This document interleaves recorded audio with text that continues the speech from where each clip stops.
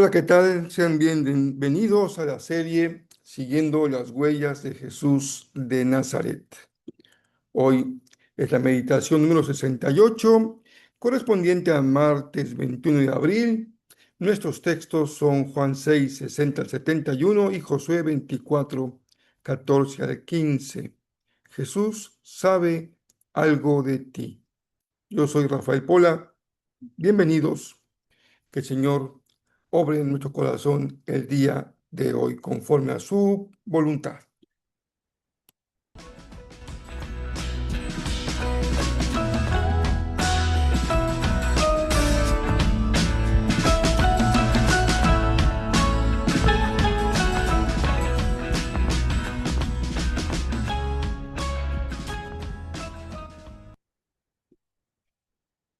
Ya estamos en día martes 21 de abril.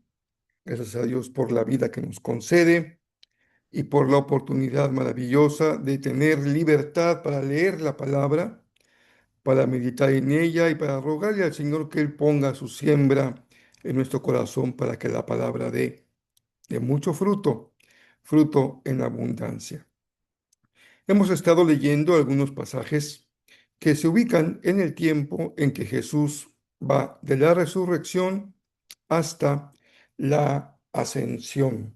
Hoy seguiremos dando un poquito de tiempo porque es importante que como iglesia acompañemos este tiempo en el que también la iglesia, en el punto de vista del año cristiano, el año litúrgico, va acompañando las épocas históricas de Jesús desde su ascensión hasta que lleguemos en mayo a lo que se llama el domingo del Pentecostés y también consideremos la ascensión de Jesús.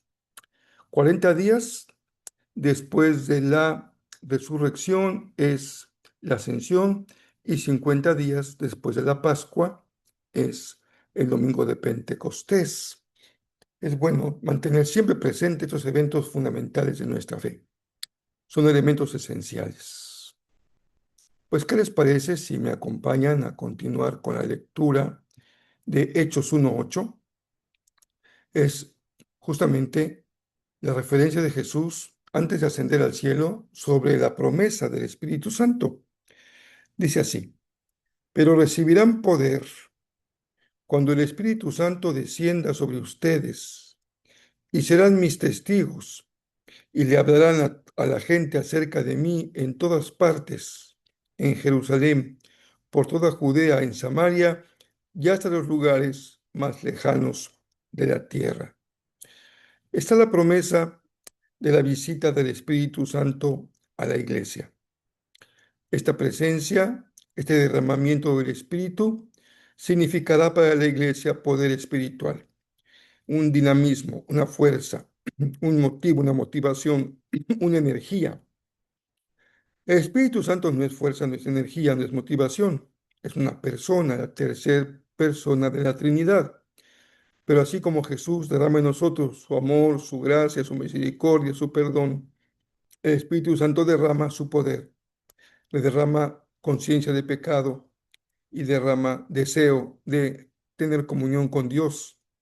Pero en este verso de Hechos 1:8 dice Jesús es poder. ¿Pero poder para qué?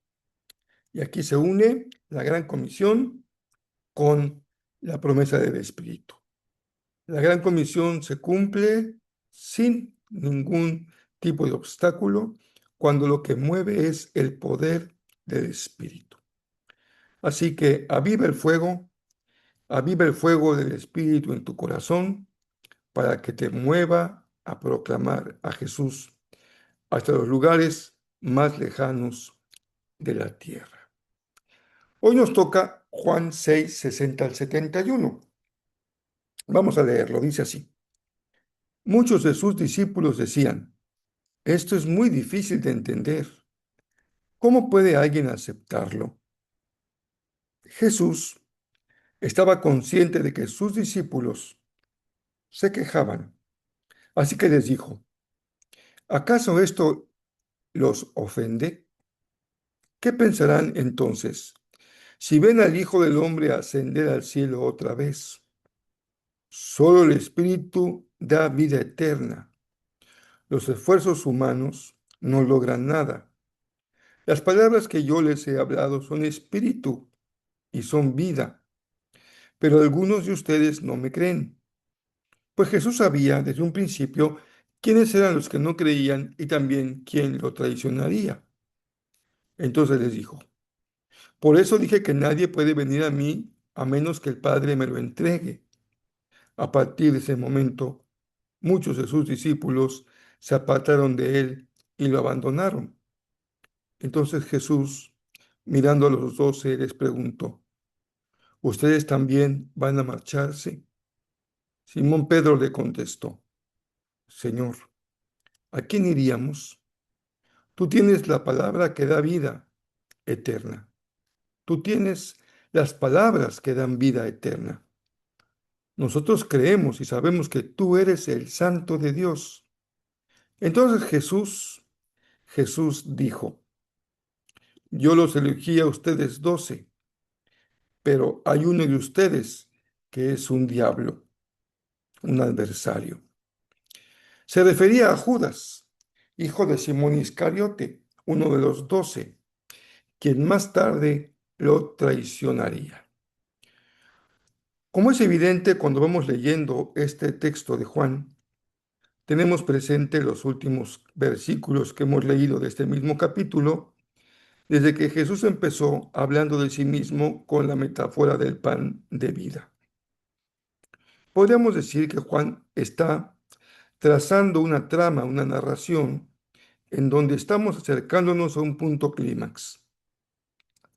Desde la primera afirmación, la controversia con los que lo escuchan, la explicación de su significado, y ahora frente a la actitud de sus discípulos, y dice, Juan dice, muchos murmuran y muchos lo abandonan. Llegamos a un punto culminante, en donde el desenlace no se ve de manera positiva. El tono de Juan y lo que él dice y lo que sucedió, más bien es de un tono dramático, porque sin duda que cuando un maestro es abandonado por sus discípulos, estamos hablando de algo dramático y puede ser incluso algo trágico, muy doloroso, el abandono. Así que es notable la tensión que se vive alrededor de Jesús. La pregunta, la pregunta con la que hemos venido desarrollando toda esta serie sigue en el centro de este caminar de Jesús en el que le hemos acompañado detrás de sus huellas. La pregunta de todo el Evangelio de Juan, de todos los evangelios, de todo el Nuevo Testamento, sigue siendo, ¿quién es Él? ¿Quién es aquel a quien seguimos? ¿Quién es Jesús? Esta última declaración suscitó que incluso muchos de los que le seguían y ya se consideraban sus discípulos, no solamente seguidores, lo abandonaron. Y es muy doloroso cuando uno también experimenta como parte de una familia espiritual, cuando ve que hay personas que llegan y se van. Como que este abandono no se acostumbra uno a ser insensible porque se establecen vínculos, se establece afecto, se establece compañerismo, se comparte el trabajo, la labor, los sueños, las ilusiones, los dolores y los núcleos humanos cuando se fracturan siempre implican dolor. Pasa en la familia, pasa en el trabajo, pasa en un grupo de amigos, pasa en un club social, en club deportivo. Perder personas siempre es doloroso. Y más cuando esta pérdida implica el rechazo de lo que en este caso Jesús ha estado afirmando acerca de él. La clave de todo el texto es su divinidad. Jesús, como el pan que ha bajado del cielo y que ha compartido las palabras que ha escuchado allá en comunión con el Padre. La gente no tiene problema en seguir a Jesús, lo hace con entusiasmo, cuando la gente puede percibir el poder que hay en él. ¿Qué decir de las montones de personas que lo apretujaban y se arremolinaban alrededor de él cuando lo veían sanar? Realmente generaba mucho entusiasmo. Cientos, incluso miles, se quedaban impactados por su enseñanza, por su sabiduría, y les gustaba escucharlo. Así hay personas.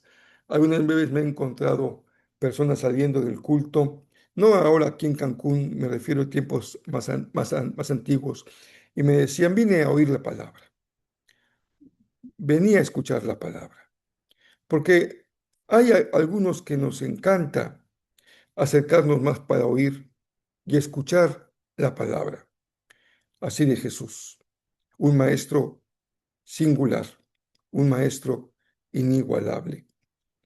¿Y qué decir cuando Jesús mostraba su poder liberando personas oprimidas por espíritus malignos?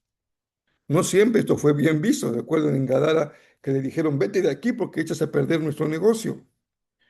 Pero en general era muy aceptado que Jesús llegara a la vida de alguien y lo pusiera en sus cabales, liberándolo de opresiones espirituales.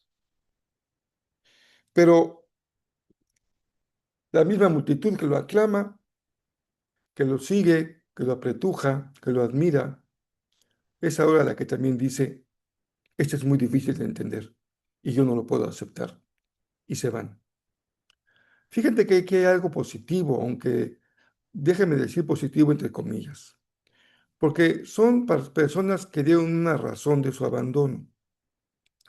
No pudieron creer, no pudieron entender lo que Jesús decía. Y esto, por lo menos, creo yo, merece un respeto cuando hay una autenticidad respecto a aquello en lo que yo no puedo continuar.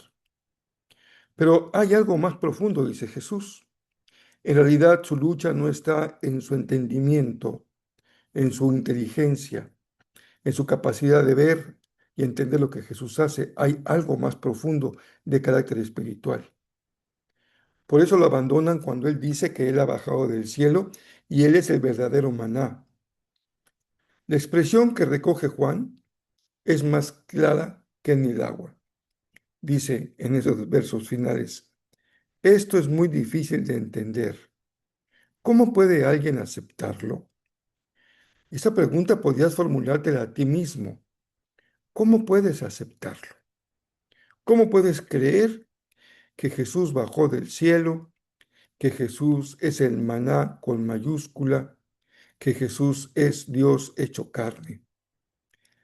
La respuesta de Jesús también es sorprendente.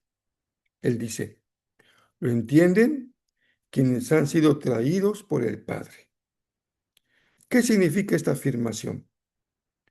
Que para poder creer y entender de Jesús, se trata de un entendimiento que va más allá de nuestras limitadas capacidades humanas y que es un asunto del espíritu, un asunto que viene de arriba. Los teólogos dicen que nuestra capacidad humana, nuestra razón, nuestra inteligencia apenas nos alcanza para colocarnos en el umbral.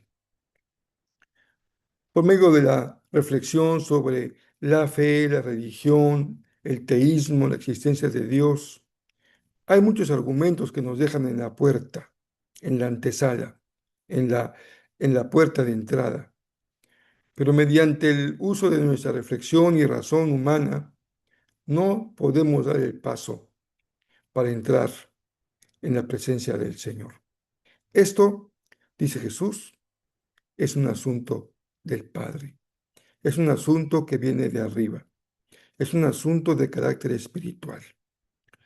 Por eso nuestra oración no es, Señor, convéncelos, sino, Señor, obra con tu espíritu en sus corazones para que los redarguya y se volquen y respondan en fe ante tu palabra.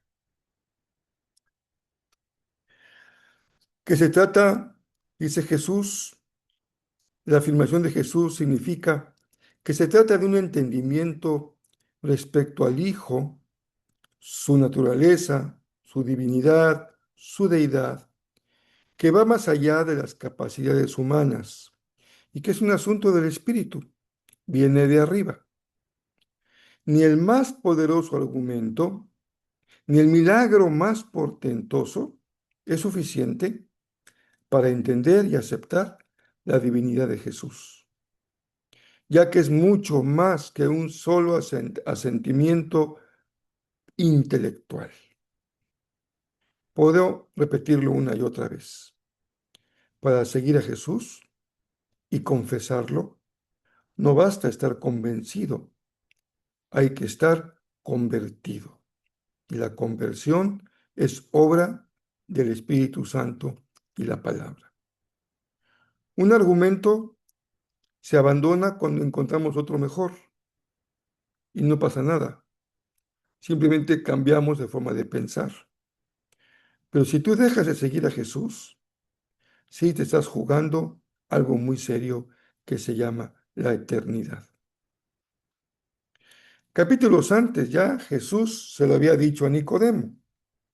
Nicodemo, el que no naciere del agua y del Espíritu, no puede ver el reino de Dios. Pedro, al final de esta escena, toma la palabra y responde a nombre de los 12. Ustedes también me van a dejar, me van a abandonar, se van a ir. Les es muy difícil de entender lo que estoy diciendo. Y Pedro contesta de la mejor manera. Señor, ¿a quién iríamos? Tú tienes palabras que dan vida eterna. Nosotros creemos y sabemos que tú eres el Santo de Dios. Aquí están las dos palabras clave de toda tu existencia y de mi existencia. Nosotros creemos. Estas palabras tendrán que irse enriqueciendo en la medida en que caminas con Jesús, porque lo que creemos de Jesús, por supuesto que es importante, la verdad siempre importa. Ir construyendo una mejor comprensión de quién es Jesús y lo que implica seguirlo. Pero siempre la patada de salida, el kick-off, el arranque, son dos palabras clave. Nosotros creemos. Y si lo expresamos en términos singulares, podríamos decir yo creo. Ah, si tú puedes decir esto, ya estás del otro lado de la puerta de entrada. Yo creo. Ya no te quedas en el umbral.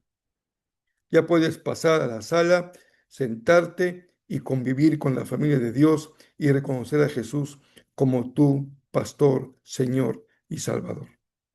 Yo creo. Son palabras necesarias. Pero es tiempo de tomar decisiones.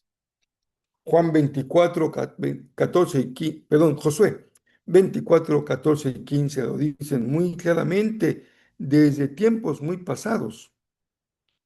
Me refiero tiempos muy pasados a cuando Jesús dijo lo que acabamos de leer. Por lo tanto, teme al Señor y sírvelo con todo el corazón.